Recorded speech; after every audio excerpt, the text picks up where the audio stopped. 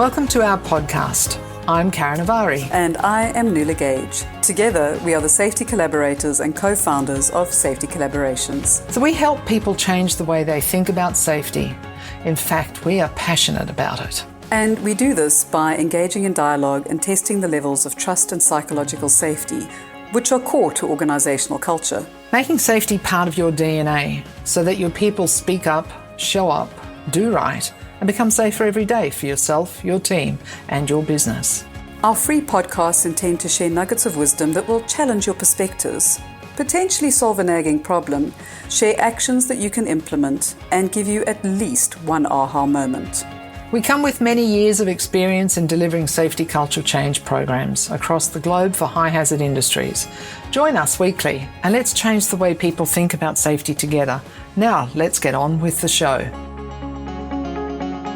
And here we are again. What a ride the first 3 episodes have been. We've at the time of this recording, we've already had 40 downloads. I can't believe it. It's only week 3. So you won't be listening to this for another couple of weeks, listeners, but yeah, so woo! And I am sure that there will be many more by the time this is released, which is super exciting. It is. So we hope you're enjoying this already as much as we are enjoying making it. So today we thought we would talk about the day in the life of an offshore safety coach. Now, we very much subscribe to the virtual realm and how useful that can be.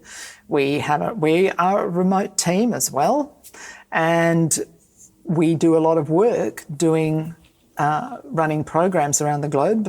One particular project, we run a safety leadership program, which is completely done through digital facilitation. So, however, nothing really takes away from the value of working person to person in situ to bring about change. And, you get to see the whites of their eyes in real time. And that's still an exciting stuff. So I'm really happy to say that we do that as well. So, and as our primary role is helping people change the way we think about safety, sometimes face-to-face is the best way to start that conversation. So, Nuala, you're the one who's really working out on site at the moment. As I think I've said a couple of times, you've been out there more than you have been at home this year. So what's it like out there? Tell the audience a little bit what it's like. Well, let's start with a little story about from when I first arrived on this particular project that we're on a couple of months ago, and the reaction of the deck foreman in comparison to where he was when I left a week ago. So when I first arrived on board, it was a bit of, who are you and why are you here? And that almost a little bit of I will protect myself from you. And then building a little bit of rapport and trust along the way, it moved into, you're actually okay to have around, You're not so bad. You can hang about. You can talk to my team. It's okay. To a little bit further along the line, going, Nuala, do you know the movie Peter Pan and the books? I'm like, yes. He goes, what's the name of that little, I said, the fairy. He goes, yes. I said, Tinkerbell. He goes, yes, you're like Tinkerbell. You just go around and you just check that we're all okay and we're doing things the way that we should. And you talk to us and have these conversations. It changes the whole mood. He says, you can keep doing that. To when I was leaving a couple of days ago, he came to me and he said, I just want to let you know, you're very valuable. And if anyone thinks that you shouldn't be here, they are wrong. And that we'll send them to him. And that's the kind of a little bit of a nutshell of often what we do face when we go into these situations. It goes from that kind of, oh, who are you? And then ending up with that, we're not quite sure what you do. And Kaz, you've often described it as, when you say to people, what is it that you actually do? And you go, well, a lot of people think, well, we go around and we sprinkle this fairy dust, but it makes a difference to the way people work, the way people communicate, the way they think about safety, and how the job gets done at the end of the day.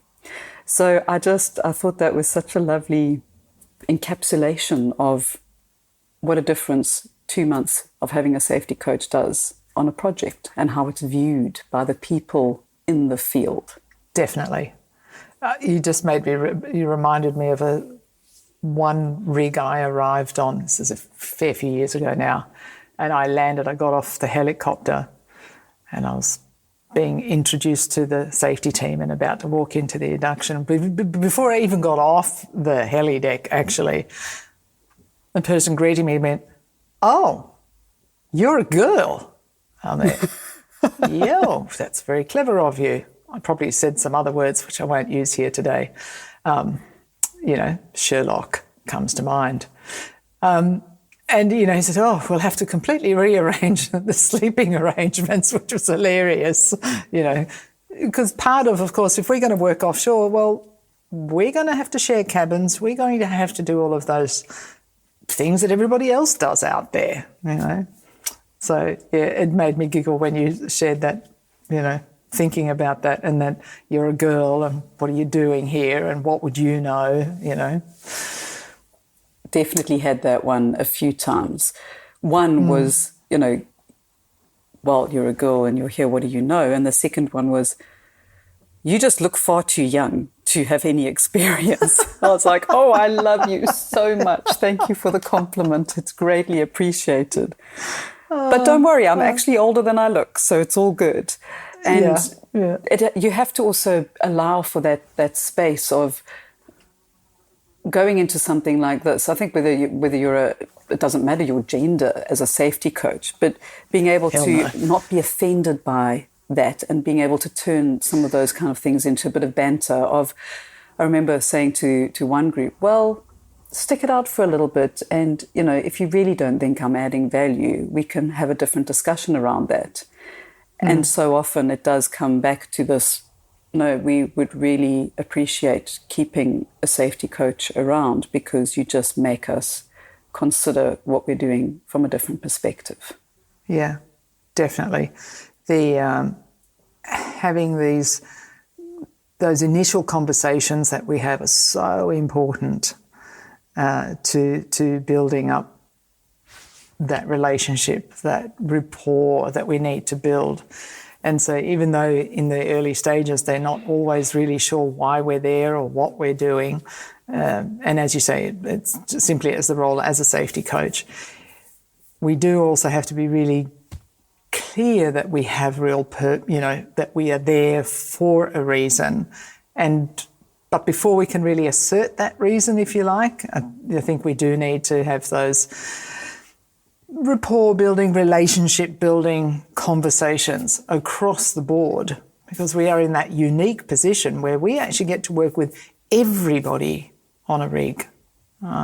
Not everybody on a rig actually does that. There are some parts of a rig that never see the other part of the rig because that's just not where they hang out or what their job is, So I'm sure not that many of the drilling crew actually end up in the engine room, but we do, So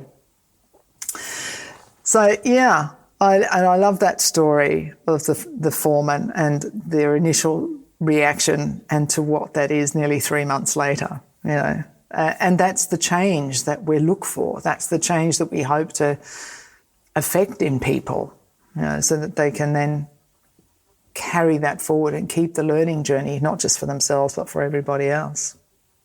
And then moving from there, it's going from the trust base of you've got to know people. They've got to trust that you're not going to go and share what they've shared with you with anybody else, unless it is something that is an agreed upon discussion of how are you going to take this forward? Do you need support? And in this particular case, it was also during the last week before I left the rig, it was a case of someone coming up to me and saying, I actually need your help with my team. Can I talk to you? Yeah. And having that coaching conversation around, okay, well, what's going on with your team? What are the concerns? What support do you need from me? And how are you going to take this forward? And initially the request was, but I need you to speak to my team about this issue and this concern. and moving through the conversation to the end of the conversation, the supervisor going, okay, I've got this. I will go and speak to my team about this, because at no point do we want to be taking responsibility for the conversation, but it's creating that safe space for the supervisors and the leaders to come up with, I've got a concern. I have figured out my own solution through the conversation, and I can go and implement it, which he did at the end of that shift that day. And the next morning I went to him and I said, how did the conversation go? And he was like, it was really good. We had a really good team conversation, and we've managed to get back onto the same page instead of having the conflict that was going on in the team. And that's really lovely, but that doesn't happen on day one. On day one, when you arrive and you tell people why you are there, what is coaching? Coaching is about looking forward. It's around saying, how do you find your solutions to challenges that you're having, or difficult working relationships? And people go, well, we don't need that. And to it coming out to where you're having those intimate private conversations with different team members, and they are then going and actioning their ideas and implementing their solutions and creating a more communicative, effective, safer working environment. And I think that also is where people don't really understand what is it that you do, because they don't see you going and implementing those solutions. Because as a coach, it is not our place to be implementing the solution. It is our place to help you figure out your own solution. The number of times that we've had these conversations with clients, potential clients, I can't count over the years. Yeah, and helping, and even trying to describe what we do, sometimes just to people that we know that are not even on site, just friends and family. It's really difficult, actually, because it's that, they just think, oh, you're just walking around. Well, no, it's actually exhausting, because you're constantly looking and observing and figuring out, how do we have the conversation that adds value for them so that they can grow and learn. Our goal is to exit this environment. It isn't to stay there. We're not there to be their security blanket. That's not helping anybody. So it constantly being on our toes, constantly having conversations, constantly imparting little nuggets, I think, of wisdom on how to improve their conversations, how to help them think of different words, the language they use to get what they need done in a safe and productive way. So I was thinking, as I was listening to this, for anybody who's listening to this who is, of a very engineer-y type mind, that doesn't mean that we don't have systems and processes. We do. It's just, it's not as, I was going to say tactical, but that's not necessarily true either. What's the word I'm thinking of? Well, can I just interject there? I think it's not as visible to the unseen eye. Yes, so I think that's it. Yeah, it's the safety net or the foundation that people don't see that. They can't go and really touch and feel it, but it is fundamental and core. It's around the type of questions you're asking, the type of conversations you're having, the physically just being present, and how people respond and react and work differently. Because you will walk up to something and you'll see people go, oh, the safety coach is here. Let's take a step back and we'll, ask a question, so tell me a little bit about the job that you're doing today, what's going on here. And then get people to describe some of the hazards or, what could go wrong? How could people get hurt? And then what have you done to implement it? And often people will, and they do, they're really generally very good at doing a toolbox talk before a job happens and getting involved. But you can, just having that conversation, you can see the kind of process happening. And in some of the situations, there'll be oh, actually, we need to change something over there, or I need to get someone to do something slightly different, because they've taken the moment to have an unplanned time out for safety. And on that, I had a really interesting conversation this week with someone who has worked in a much bigger organization than the client we have at the moment. And he said how they've built in those planned time out for safeties at certain points in the JRAs. And it's something that we're wanting to, implement or introduce as a concept here as well, is how do you get to a point and say, okay, well, that was a good chunk of work and we've almost got a natural break here. So is this an opportunity to have another mini toolbox talk? What have we done so far? What's worked? What's been good? Do we need to tweak anything? And is there anything the team need to be conscious about in the next chunk that we're doing?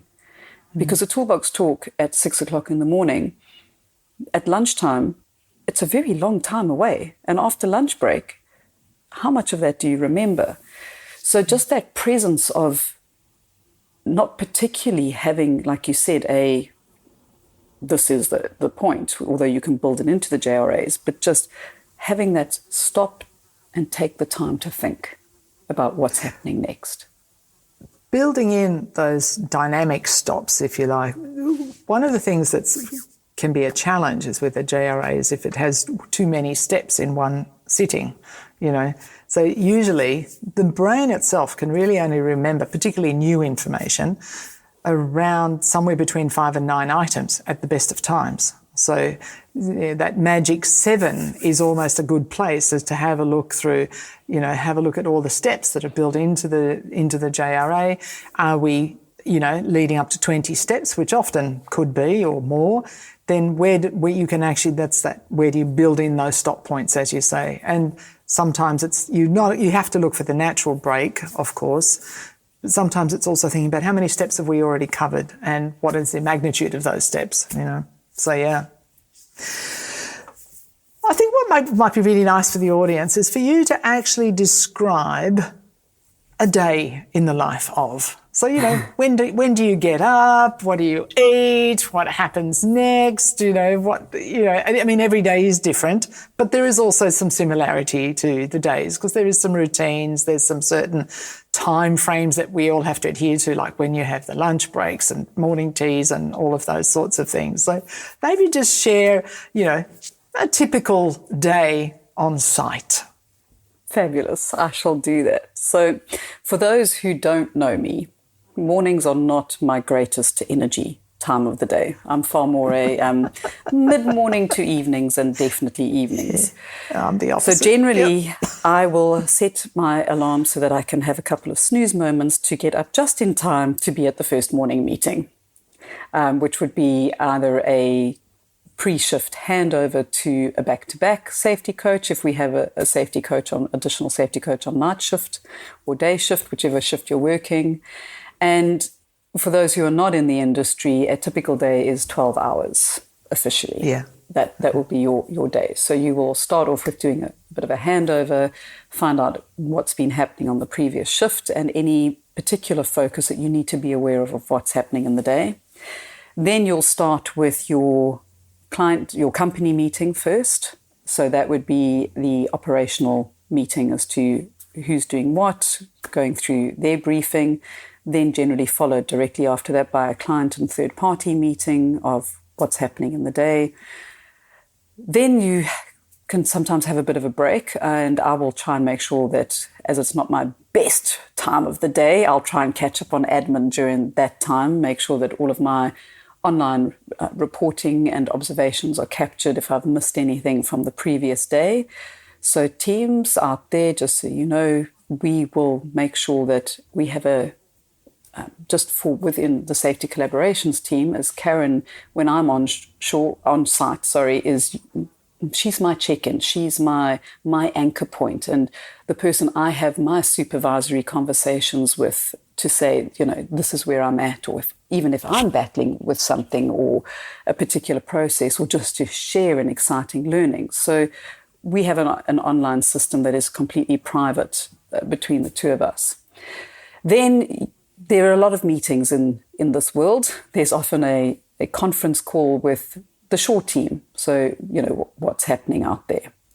And in between those meetings, I will generally try and do a check-in with the HODs, the heads of departments, and just go through and say, what's happening today? Are there any critical areas where, as the head of department, you would like me to focus on site with your teams? Is there anything that I should be conscious of? Any critical works, any routine tasks that might be routine but could do with having a look over? And then finally, we're done with the morning meetings. And that's when I will don on what I call my superhero outfit, otherwise known as my coverall. So safety boots, coverall, gloves, hard hat, put in the contact lenses so that I can use my safety glasses. And that's when I will then go out on site. After having a look, usually I'll go through the permit to works just to know who's working where, what's happening in the day, get a feel for what's happening on the rig. And then I do very much follow my gut and my instinct as to where is a good place to go and observe for the next step of the day.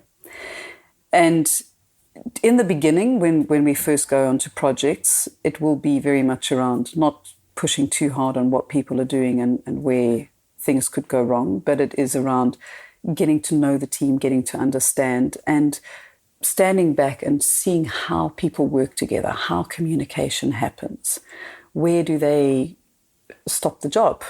And generally, we don't get involved in, stop what you're doing unless I look at something and I go, wow, this is like making me a bit nervous here. And there are a few times where I have actually actively stopped a job to say, what are you doing? But generally it's around being present, and where there is a natural break or a pause, then going into my favorite 3 questions are, what is the job that you're doing? What could go wrong? And how do you mitigate those potential things that could go wrong? And having those kind of conversations. Then, depending on the shift times, but usually I'm on a 6 to 6. Sometimes it can be 12 to 12 shift. But then the next favorite time of my day is lunch, because I generally don't do breakfast. So by the time it gets to lunch, I'm very hungry and very super excited to go and see what's available. And I am grateful that generally the food is pretty good. There's always something that you can find to eat. And I am very grateful I am not in the catering team, because trying to please the palates of anything between 14 and 25 different nationalities is a tough challenge. I mean, that is a conversation on its own. Absolutely. Oh, my goodness me. Yep. So what do you actually get for lunch?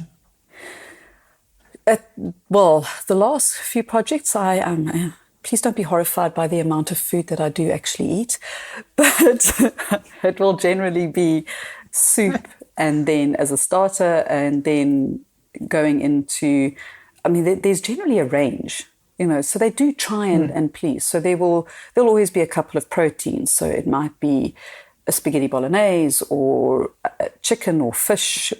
The current country that I'm working in, there's no pork, which is absolutely fine because there's always plenty of options, even if it's tinned tuna and salad. And then there's a variety of vegetables, there's a variety of carbohydrates, and there's generally a really good salad bar that you can go to. And then desserts, there's always desserts. I generally try and stick to fruit so that I'm rehydrating and getting those electrolytes back, because the reality is that when you're out there, especially in summer, you are perspiring like you are in a shower. So trying to get your natural rehydrates through yogurts and that kind of stuff is a good thing. And then after lunch, yes, you hit the decks again and go and continue those conversations. And then after the evening meetings, it's admin time and catching up, and then try and chill out a bit, sleep, and start the process again 7 days a week while you're there. And I think that's a surprise for many people. But it's generally, it's a long day, but it's a good day out there. Yeah, they can be. And, you know, there can be, depending on the maturity of the environment we're working in or the rig that we're on, you know, personally, I prefer the less mature operations because it's less Groundhog Day, because there's always something really interesting and some learning to help people experience, you know. So that's, hopefully people get a sense of what it's like out there and really what we do. And it's really very busy. And you have to really manage your time as well and your own energy levels, you know. So that's what we're going to cover pretty much for today. Do you got any last thoughts on what you wanted to share for what else is done out there, or shall we kind of wrap it up a little bit? I think we'll wrap it up there, and I think I'll just wrap it up with that reiteration of the value of, as a coach, being out there, and as you said, managing your own energy, the value of having your coaching supervisor and someone that you check in with on a regular basis to make sure that you are being grounded, staying focused, and staying in the right direction, where you are having the conversations and adding value, but not taking the responsibility, that you are letting people find their own way, find their solutions, and then celebrating the reward when they go and implement their solutions and see the positive outcomes. And those aha moments of what it's for. It makes every day worthwhile. And coming back to the reporting side of things, you know, having that person to check in with, particularly if you're in a remote environment, you know, and this is true for any remote working environment, and, you know, you need to be able to check in with your own tribe. And even for me, I get a notification nearly every day that says, oh, there's some more information in there. So I feel also, even though I am not on site on this project, I still, at the moment anyway, I still feel very much connected to what is going on, because we have that, you know, very clearly defined how we communicate and how we share information, you know, and technology is very helpful for that. Fantastic. So one of the things that we talked about in our initial podcast is that we will share emotional gems. And I think today, emotional gem is very apt, and it is the one of curiosity.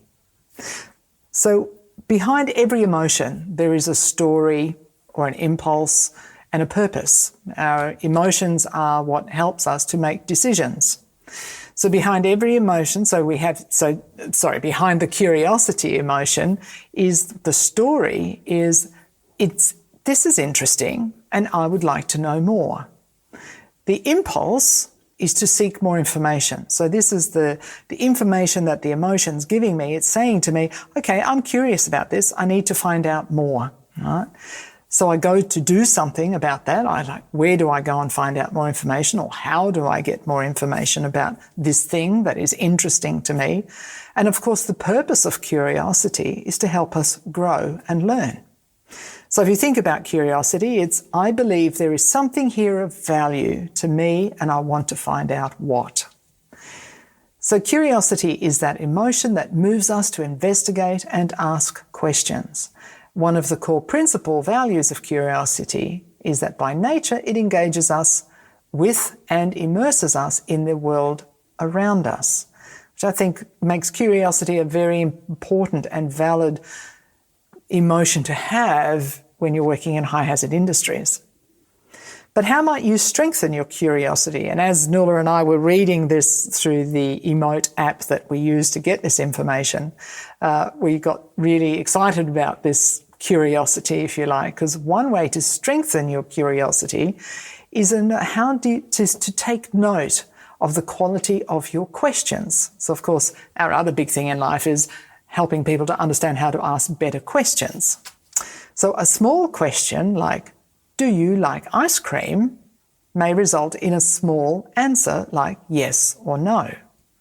However, what we invite you to do is to consider how you might ask a more expansive question like, Describe your favourite ice cream. Now you may get a response that says, well, I actually like rum and raisin, and I like it when it's cold, and I like it in a cone, etc., etc. Right? And so this is helpful if you think about the world that we're working in, well, everyday life actually. How can we be more expansive in the way that we ask questions to ignite our curiosity? And with all of these things, practice, practice, and practice. Helps a lot. You can find out more about this emotion in our show notes. And with that, that's a wrap for today. Thank you for joining us today. It's always lovely to have these conversations that matter. We'll be delighted if you share this podcast and hit the subscribe button on your preferred podcast platforms such as Apple or Spotify, etc. Connect with us via our website, www.safetycollaborations.com, where you will find the show notes for today's episode. Email us at hello@safetycollaborations.com. We'd be delighted to hear from you.